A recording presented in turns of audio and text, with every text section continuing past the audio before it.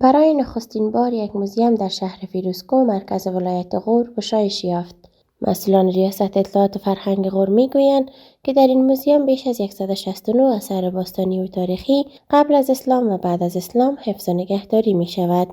آثارهایی که در موزیم ولایت غور است آثارهای قبل از تاریخ دوره اسلامی بوده و همچنین بعد از دوره اسلامی و زیادتر آثارها از دوره غوریا در موزیم ریاست اطلاعات فرهنگ ولایت غور ثبت شده. تقریبا 169 آثار تاریخی فعلا در موزیم ریاست اطلاعات فرهنگ ولایت غور ثبت است که جدید امسال موزیم ولایت غور از طرف وزارت اطلاعات فرهنگ منظور شده که امروز رسما افتتاح شد. من بعد بروی تمام هموطنا باز است، میتونن که بیان در موزیم ریاست اطلاعات فرهنگ از آثارهای تاریخی و باستانی که در ولایت غور بوده در ریاست ثبت شده دیدن نمایند.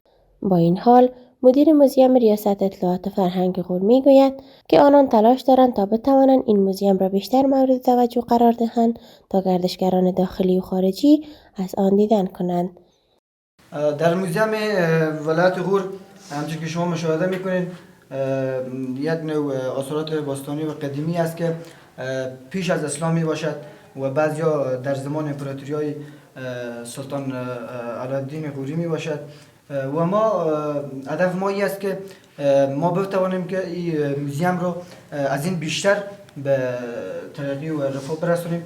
در این موزیم انواع آثار از قبیل دیگ‌های بزرگ، دشت‌های قدیمی، دستبند، کوزه‌های گلی و سایر آثار باستانی و تاریخی وجود دارد. آژانس خبری پژواک انعکاس دهنده حقایق